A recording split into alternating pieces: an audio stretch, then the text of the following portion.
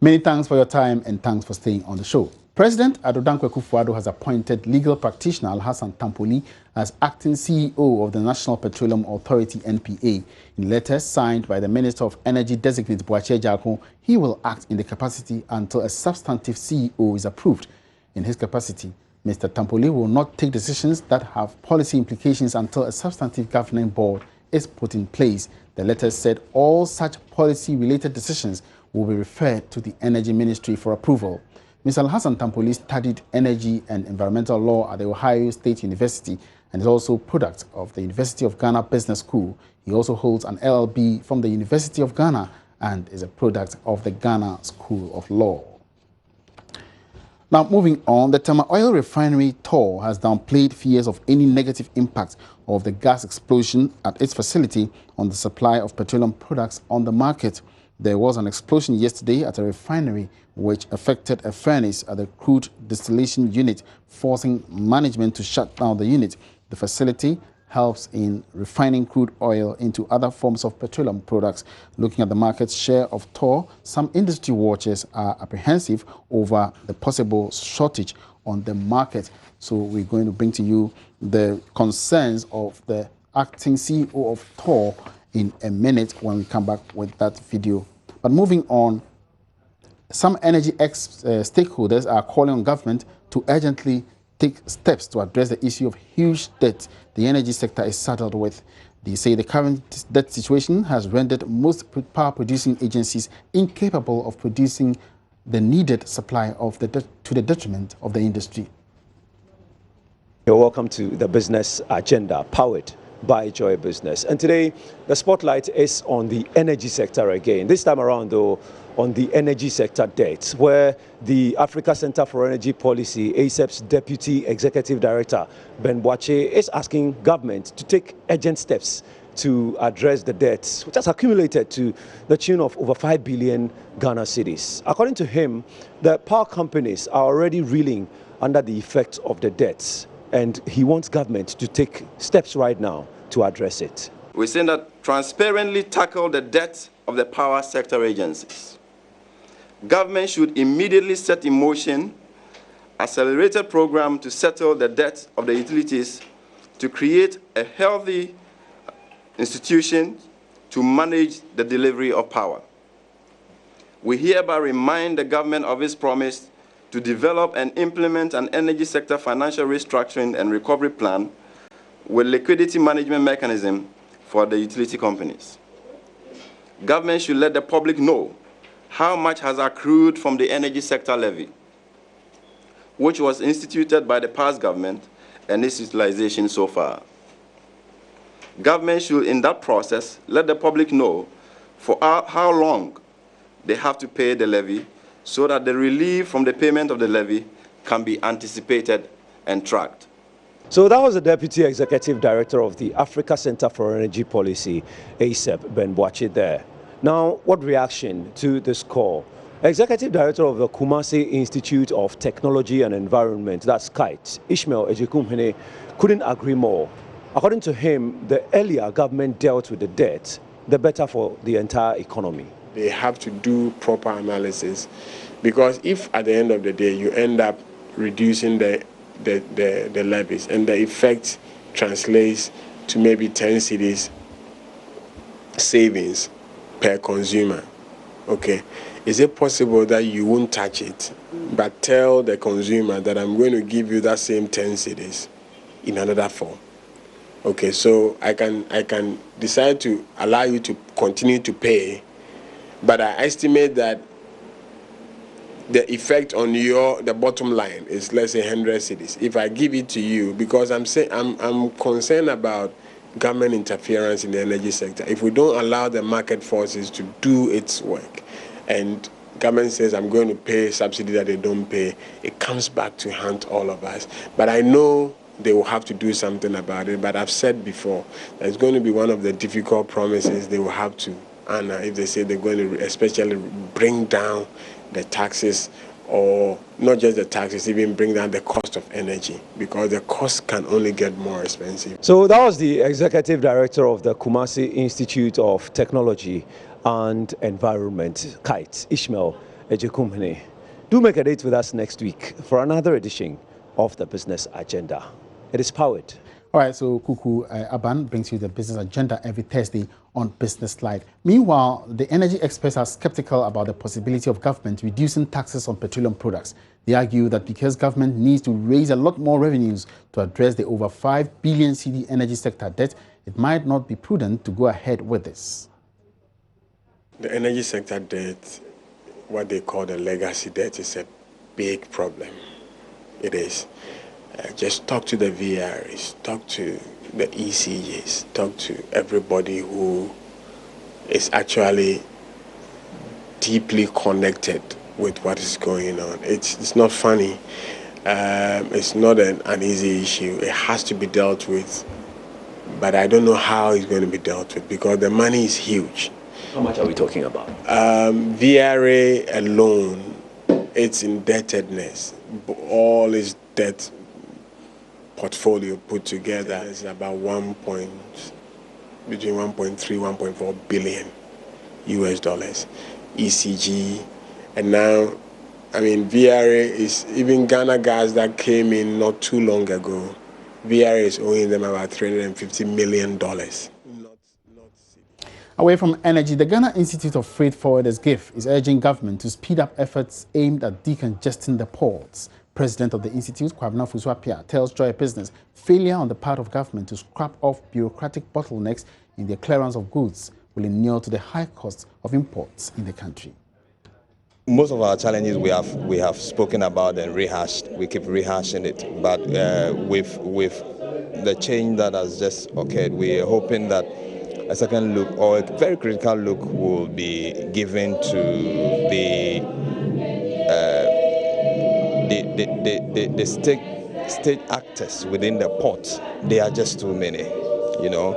With all of these state actors in the port, you still have the situation where occasionally government comes out to still talk about certain practices that are going on there which are not good. So then the question we keep asking ourselves is, if custom has that capacity to take up some of these agency roles, and these agents have now come into the port, taken over their own agency roles, then what is the need for customs to keep doing them? You see, it all adds to the drag. So we are asking for a certain concerted effort at looking at the processes. The processes will have to be streamlined. What's the point in talking about trade facilitation when on the ground all the drags are still on the ground? So we go to seminars like we have just had. We say so many nice things, and when we get onto the ground, it's the same old story. So if a critical look will be taken at these things on the ground, I think we will make progress.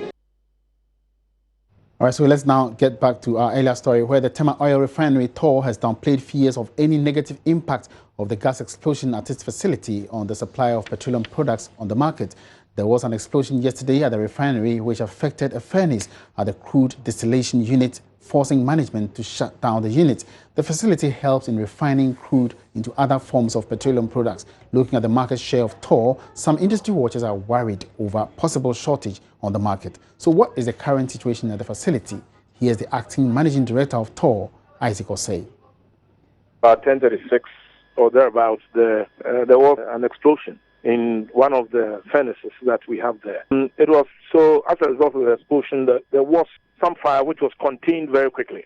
And that particular equipment, isolated from the rest of the equipment that we have at the refinery.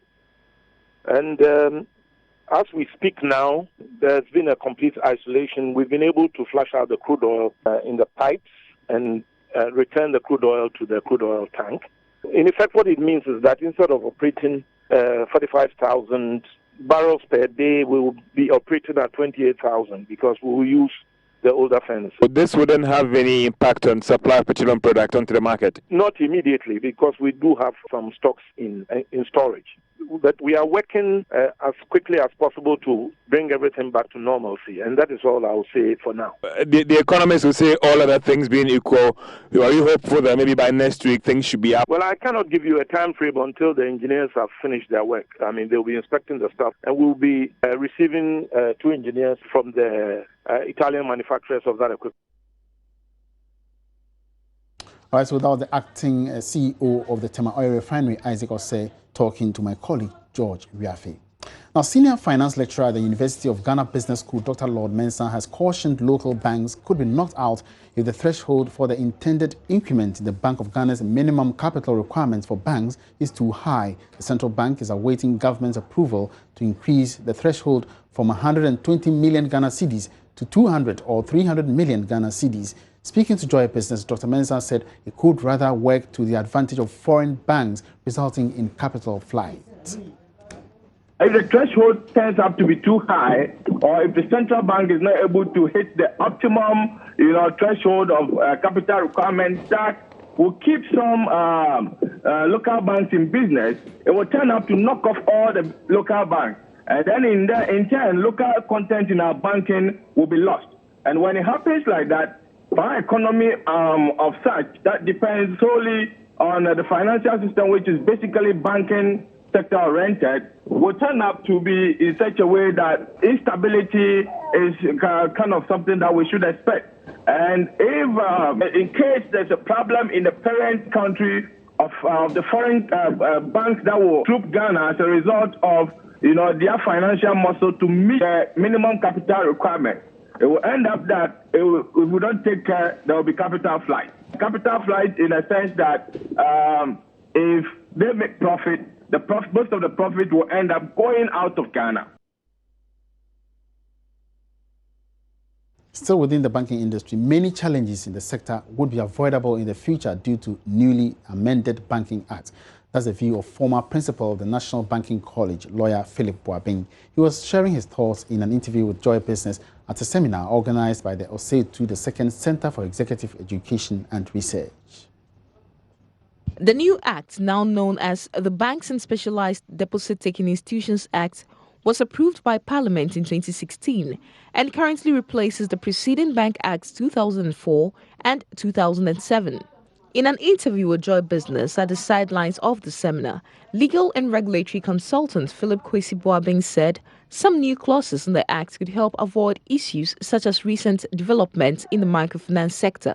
There's also this risk-based supervisory framework where the Bank of Ghana is empowered to be able to look at the overall activities of the bank or special deposit-taking institution and impose stricter measures to forestall any imminent challenges or problems. We all know the challenges that we faced with the DKMs and others. And therefore, the Act coming in at this time and also taking care of the deposit-taking institutions and the banks, deposit-taking microfinance institutions, all coming under the umbrella of one Act. It's a good thing for the industry. The two-day seminar sought to enlighten stakeholders in the banking sector on the new law and highlighted some gaps that it sought to bridge. Some participants at the event also spoke to Joy Business. What is happening is the financial systems of the world are evolving. Think of the digital craze. Think of the role of technology and how it is transforming banking today. And so we need to also catch up with the pace of development to ensure. Where I'm coming from is it says that once they have the assurance, you'll be able to get deposit from the public because the institution will be running on deposit. And so once the depositor is assured of his funds with the institution, definitely he will bring the deposit and then the bank will work with that. Issues that were discussed also included the new Ghana Deposit and Insurance Act 2016. This is the marketplace. Moving on, the Ghana Investment Promotion Center, GIPC, says it would be collaborating with the Ministry of Agric and Ghana Export Promotion Authority to ensure investors are provided with quality information about the agricultural sector. This forms part of the center's plan to boost foreign direct investment into the country. The agricultural sector recorded no foreign investments in the third quarter of 2016, and its performance has been on the decline over the years. As part of efforts to step up investments in the sector, the Ghana Investment Promotion Center says it is advocating agricultural-based research, which it hopes could churn out quality information for investors. Chief Executive of the Center, Marina Treba, said more work would also go into showcasing products of various businesses in the sector. She spoke to Joy Business when she presented a brand new Nissan pickup to Agro Africa, which emerged Company of the Future at last year's Ghana Club 100 Awards.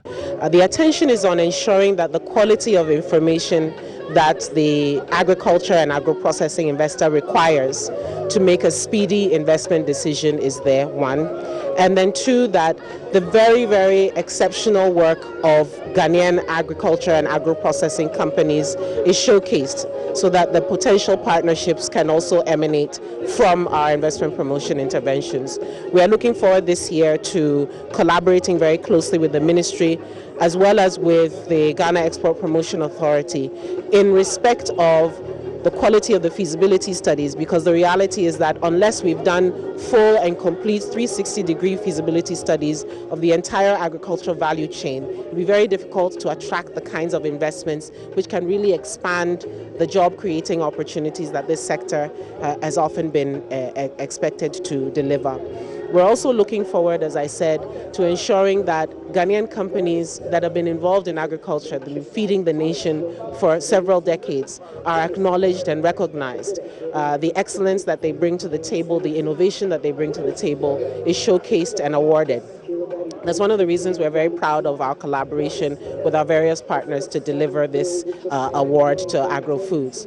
We're very committed to ensuring that the small to mid-sized companies who are really at the genesis of what eventually becomes a Club 100 company are encouraged to participate in our corporate events to recognize corporate excellence. So it's interesting and instructive that the Company of the Future is an agriculture company, and I think it speaks volumes to our strategic vision, what we've articulated about highlighting agriculture and agro-processing as a fantastic investment opportunity. Chief Executive of Agro Africa, an agric market technology provider, Kwabna Opeja Amoateng, spoke to Joy Business about the future of the company. We are into the sale of agricultural machinery.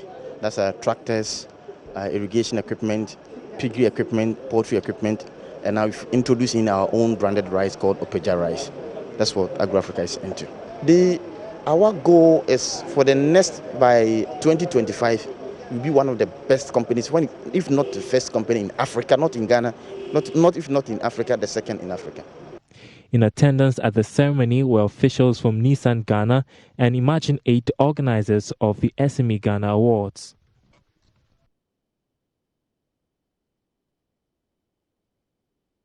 Now, the world of painting has often been dominated by men, but today some women are trying to change the trend. Well, it looks like that is a story of post-harvest technology and agric scientist Anita Pearl Akor. Joy Business Kukua Pia has more in our special Friday feature.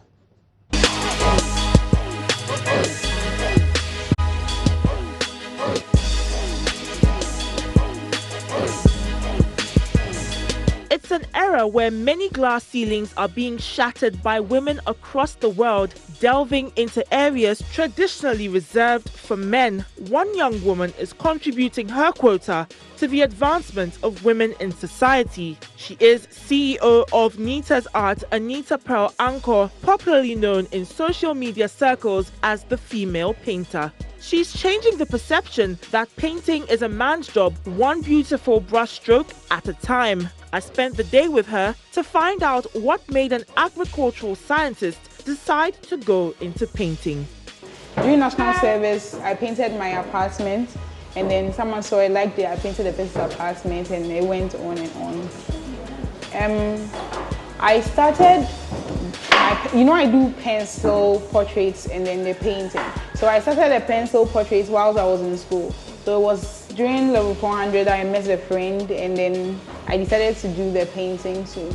But then I decided to take it very seriously after service. Okay. When I started this, it was actually a little difficult for me because it took a while for my mom to understand me. Yes, so then I'm doing this so that any lady or girl who is talented and wants to develop their talents will just go ahead and do it. Wow. I want them to know that it's a male tagged job, but then ladies can do it and do it very well. Okay. One time I was painting at Santa Maria. It was wall art for road safety. Yeah, so I was doing it, and then this man walked to me, and he was staring. So I was wondering why he was looking at me like that. Then he said, "How hungry are you?" So I said, I was like, "Huh?" And he said, "How hungry are you? You should stop this. I'll find you a job. This isn't fit for you to do." And I told him, "This is what I want to do. That's why I'm doing it." Most Ghanaians think that way. That if you are doing an artisanal job like this, it means you are hungry or you are poor. But no, I'm actually doing this because I love it. Already having a total of 6 people under apprenticeship, this painter has dreams of building an interior design empire.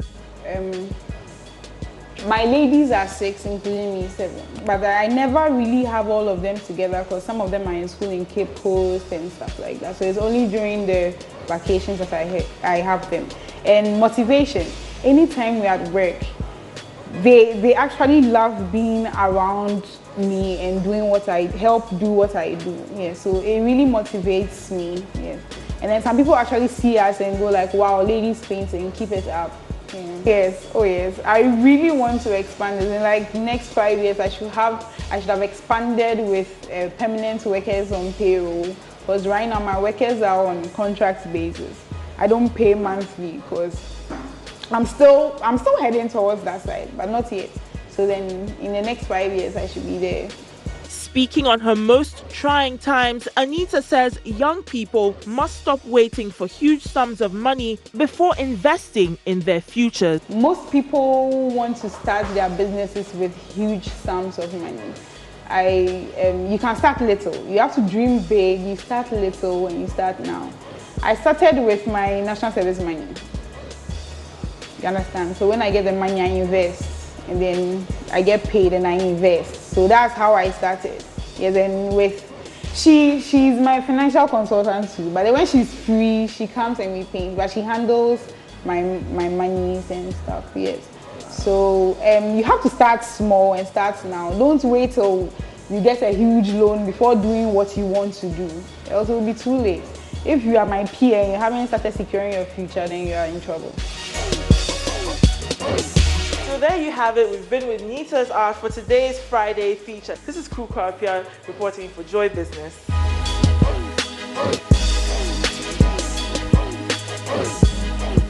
Another rather interesting feature. We end this afternoon's edition of the Marketplace. I hope you did enjoy every aspect of it. And of course, you join me again same time next Monday and for when we bring to you more interesting developments in the world of business. My name is Emmanuel Abuaji. Have a great weekend.